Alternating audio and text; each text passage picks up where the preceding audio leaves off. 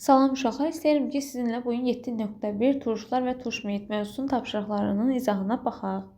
İlk öncə başlayaq öyrəndiklərinizi tətbiq edindən. Birinci sualda deyilir ki, turşuların tərkibinin müxtəlif elementlərdən təşkil olunduğunu öyrəndiniz. Sizcə onların oxşar xassəli olmasına səbəb olan element hansıdır? Nə üçün belə düşünürsünüz? Baxın uşaqlar, bütün turşuların tərkibində hidrogen elementi var. Və əlavə olaraq qeyd edim ki, bu hidrogen elementi həmin turşuların əsaslığını göstərir. Məsələn, H-xlor. Bu xlorid turşusudur. Mədə turşusu da deyilir, çünki mədədə mövcuddur. Bu bir əsaslı turşudur. Niyə? Çünki bir dənə hidrogeni var. Yaxud da HNO3 bir dənə hidrogeni var. Ona görə də bir əsaslı turşudur. Sonra H2S məsələn, sulfid turşusu 2 hidrogeni var, 2 əsaslıdır. Sulfat turşusu H2SO4 2 hidrogeni var, 2 əsaslıdır. Hidrogenin sayını təbii ki, indeksindən bilirik. Nitrat turşusu, xlorid turşusu bunlar bir əsaslıdır. Sulfid turşusu, sulfat turşusu 2 əsaslıdır. Sonra məsələn 3 əsaslı yaza bilərik. H3PO-dur. Yəni orta fosfat turşusudur. Bu da deməli 3 hidrogen olduğuna görə 3 əsaslı turşu hesab olunur. Yəni bütün belə deyək də, turşuların oxşar xassəli olmasına səbəb olan element hidrogen elementidir.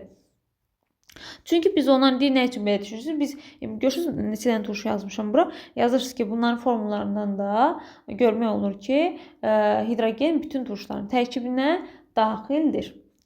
Belə, bu oldu sizin birinci sualınız. Keçək ikinciyə.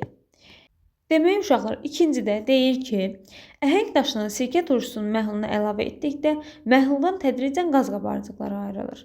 Sizcə bu zaman hansı qaz ayrılır? Bu reaksiyanın söz tənliyini necə təklif edərdiniz? Baxın uşaqlar, əhəng daşının bizə deyir ki, sirkə turşusunun reaksiyasının söz tənliyini yaz. Əhəng daşı üzərinə gələcək sirkə turşusu. Buradan uşaqlar alınacaq. Əhəng daşının formuna baxın, kalsium karbonatdır. Kalsium karbonu 3. Bunu əvvəlki bölmələrdə keçmişsiniz. Burada sirkə turşusunun kalsium duzu alınacaq. Sirkə turşusunun kalsium duzu. Və dediyi o qaz qabarcıqları uşaqlar. Karbon qazının qabarcıqlarıdır. Sizcə bu zaman hansı qaz ayrılır deyir. Oradan alınacaq karbon qazı. CO2 yazdım. Yəni yazacaqsınız karbon qazı sözdən. Üzərində də gələcək su. Söz tənliyi bu şəkildə olacaq. Bunu da qeyd edeyim buradan. Karbon qazı. Sirkə turşusunun kalsium duzu üzərinə gəlirsə karbon qazı və su ayrılır. Söz tənliyini bu şəkildə yazdıq. Belə. Keçək indi öyrəndiklərinizi yoxlayın. Deyir ki, alma və ya üzümdən alınan turşunun formulunu yazın. Alma və üzümdən alınan turşu uşaqlar sirkə turşusudur. Onun da formulu CH3COOH bu şəkildədir. Limon suyuna turş dad verən hansı maddədir? Limon turşusudur. Limon turşusu. Mədəmizdə həzm prosesini tənzimləyən turşu hansıdır? Bu da uşaqlar xlorid turşusudur. Xlorid turşusu dedik bayaqda. Buna mədə turşusu da deyilir.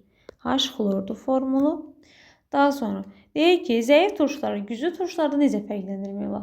Uşaqlar, yazırsınız ki, zəif və güclü turşular bir-birinin aktivliklərinə görə fərqləndirmək olar. Çünki güclü turşular daha aktivdir, reaksiyalarda daha sürətlə daxil olur. Zəif turşularda güclü turşulara nisbətən reaksiyalar daha yavaş sürətlə gedir. Çünki kimyəvi cəhətdən demək, güclü turşulardan daha az aktivdirlər. Belə. Nə üçün bəzi təmizləyici vasitələr rezin əlcəksiz istifadə etdikdə onlar dərinin aşınmasına səbəb olur. İstifadə etməzdən əvvəl bu təmizləyici vasitənin aşınmaya səbəb olduğunu necə bilmək olar? Necə bilmək olar uşaqlar? Həmin o vasitələrin üzərinə, təmizləyici vasitələrin üzərinə müvafiq nişanlar olur, xəbərdarlıq nişanları. Əgər bu nişanı görürsünüzsə onun üzərində kitabda şəkildə var. Demək ki, bu belə deyək də təmizləyici vasitə sizin əlinizi aşındıra bilər. Və əvvəldə yazıb ki, nə üçün bəzi təmizləyici vasitələr rezin istifadə olan dərin aşınması səbəb olur? Çünki uşaqlar, həmin beylikdə o təmizləyici vasitələrin tərkibində turşu var. Turşuda dərin aşınmasına, yanmasına səbəb ola bilir. Və biz o təmizlik vasitəsindən əlcəksiz istifadə etdikdə həmin o tərkibində olan turşu da bizim dərimizin aşınmasına səbəb olur. Buna görə də nə edirik? Əlcəklərdən istifadə edirik. Belə. Hər hansı bir sualınız yaranarsa, şərh bölməsində qeyd etməyi unutmayın və zəhmət olmasa videonu bəyənək və kanala abunə olun ki, növbəti videolardan xəbəriniz olsun. Hələlik.